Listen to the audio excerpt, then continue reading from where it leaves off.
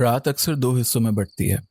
एक वो जो रोशनियों का तमाशा होती है और एक वो जो अंधेरों में रूह के साथ बात करती है। इस शहर की रात का दूसरा हिस्सा सकीना थी। लोग उसे नाम से नहीं बुलाते थे। किसी ने उसका लक़ब रख दिया था, रात की बेटी। और फिर सब ने उसे उसी नाम से पुकारना शुरू कर दिया।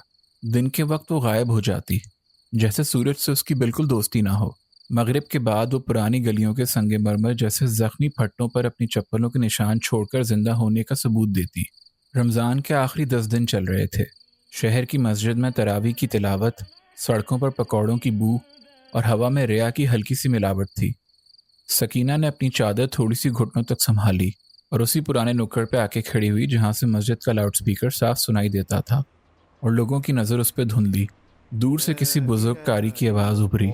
सकीना ने आंखें बंद करके गहरी सांस भरी। इस रात की पहली गाड़ी रुकी। कोई शख्स खांसते हुए इशारा करता है।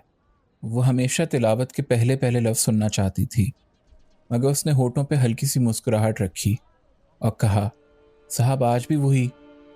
उसका दिल जानता था आज रात मस्जिद में कौन खड़ा है। कुछ साल पहले तक सकीना भी किसी की इज्जत थी।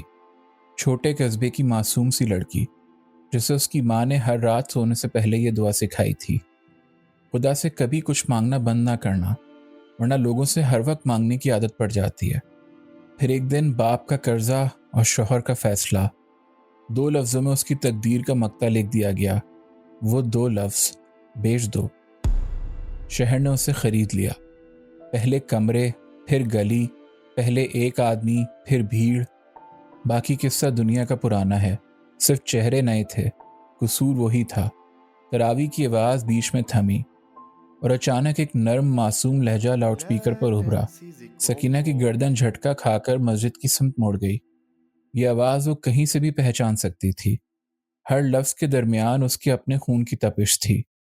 वो लड़का सूरह रहमान पढ़ रहा था, और तुम अपने रब की कौन कौन सी नेमतों को झुटलाओगे। वो लड़का उसका बेटा था, जिससे उससे छीन कर उसे बताया गया था कि तुम्हारी माँ मर गई, इज्जत की मौत हुई थी। बेटा अब इस शहर की मस्जिद में कारी था और माँ मस्जिद की दीवार का साया। वो हर रात वहीं खड़ी होती, चांद की तरह, रोशन भी और खामोश भी।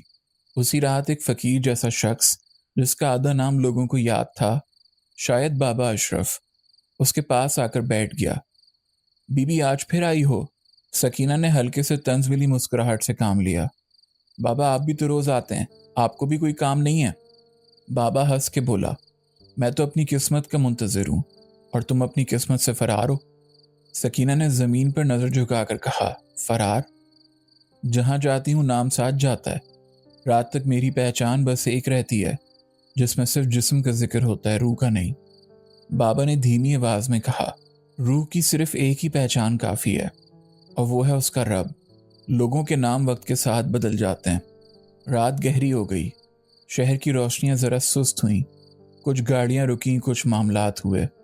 किस्सा फानी जिसकी तफसील जरूरी नहीं। सिर्फ इतना समझना काफी है कि सकीना की रोजी उन्हीं राहों से जुड़ी थी जहां हविस इंसान के लिबास में मलबूस आती थी। हर ग्राहक के चले जाने के बाद वो थोड़े से पानी से मुंह धोती और एक कोने में बैठकर सस्ते दूध की आधी बोतल से चाय बनाती। बाबा ने पूछा, अपनी मेहनत का कितना बचा लेती हो बीबी? सकीना ने कहा, बस इतना कि एक रोटी मुकर्रर हो जाए, ताकि एक आध दुआ करने की ताकत आ जाए। दुआ? बाबा ने हैरानी से पूछा, दुआ कौन सी? सकीना ने बहुत धीमे लहजे में कहा, बस यही कि मेरा बेटा जहां भी है, उसका ईमान मेरी किस्मत की तरह ना हो। कुछ दिन बाद शहर में आंधी आई, बिजली गई, सड़कों पे अंधेरा और लोगों के चेहरों पर मौका परस्ती उभर आई। उस रात सकीना उसी नुक्कड़ पे खड़ी थी, मगर इस दफा कोई गाड़ी नहीं रुकी। दूर से एक मस्जिद के मीनार से नारे तकबीर सुनाई दिया, फिर वापस सुकूत। बाबा अशरफ पास आया और पूछा, बीबी आज तुम्हारी आंखें ज्यादा बोझल लग रही हैं। सकीना ने हल्के से हंसकर कहा, नींद कम है या जहन ज्यादा जाग रहा है, ये फैसला अब तक हुआ नहीं है। बाबा ने कहा, चलो तुम दुआ करो, मैं आमीन कहने आया हूं। सकीना ने सर झुकाकर कहा, खुदा अगर तू मुझे माफ नहीं कर सकता तो कम से कम मुझे उन लोगों की याद से आजाद कर दे जिनके लिए मैं सिर्फ एक जिस्म थी। बाबा ने धीरे से आमीन कहा। उसने फिर कहा, एक और, अगर कभी मेरा बेटा तेरे सामने खड़ा हो اور پوچھے اس کی ماں کہاں ہے تو اسے اتنا ضرور کہہ دینا کہ وہ تیرے پاس آنے کی پوری کوشش کر رہی تھی لیکن دنیا نے یہ ہونے نہیں دیا۔ اس کے بعد سکینہ نے قبلہ رخ ہو کر زمین تک سر جھکایا اور سجدے کی صورت بنائی۔ اگلے 2 دن تک وہ نکڑ خالی رہا۔ مسجد کی دیوار کے پیچھے نہ کوئی چادر کی جھلک اور نہ کسی عورت کی دھیمی سی ہنسی۔ تیسرے دن مسجد کے لاؤڈ سپیکر پر نماز سے پہلے ایک اعلان ہوا، رات کو گلی کے کونے سے ایک نامعلوم عورت کی لاش ملی ہے، جو پہچان سکتا ہے تھانے سے رجوع کرے۔ لوگوں نے 2 منٹ افسوس کی صورت اختیار کی، پھر روزمرہ کی مسائل کی طرف متوجہ ہو گئے۔ اس دوپہر مسجد کے اندر سکینہ کا بیٹا اپنے استاد کے پاس آیا اور پوچھا، حضرت اگر کوئی عورت گناہ کی زندگی جیتی ہو مگر آخر میں اس کو کوئی رو رو کے یاد نہ کرے تو اس کا حساب کیسے ہوگا؟ استاد نے سر پر ہاتھ پھیرتے ہوئے کہا، بیٹا اللہ کا حساب ہمارے طریقوں سے الگ ہوتا ہے۔ ہو سکتا ہے جسے تم ذلیل سمجھ رہے ہو اس کا مقام کسی بزرگ سے بھی اونچا ہو۔ لڑکا کچھ دیر خاموش رہا، پھر کہنے لگا، پھر ہم اتنی سختی سے دوسروں کا فیصلہ کیوں کرتے ہیں؟ استاد نے جواب میں کچھ نہ کہا، صرف اتنا ہوا کہ مسجد کی دیوار کے ایک کونے سے پرانا رنگ اتر کے نیچے گرنے لگا۔ دیوار پر کسی نے رات کے اندھیرے میں انگلی سے چھوٹی سی لکیر کھینچ دی تھی۔ کسی کو معلوم نہ ہو سکا کہ وہ لکیر کس نے کھینچی، کسی نے اسے دھویا بھی نہیں۔ بس جس وقت دھوپ سیدھی دیوار پہ پڑتی تو اس لکیر سے ہلکا سا نور ٹپکنا شروع ہو جاتا، جیسے کوئی رات اپنی آخری بیٹی کا داغ سورج کے حوالے کر کے خاموش ہو گئی ہو۔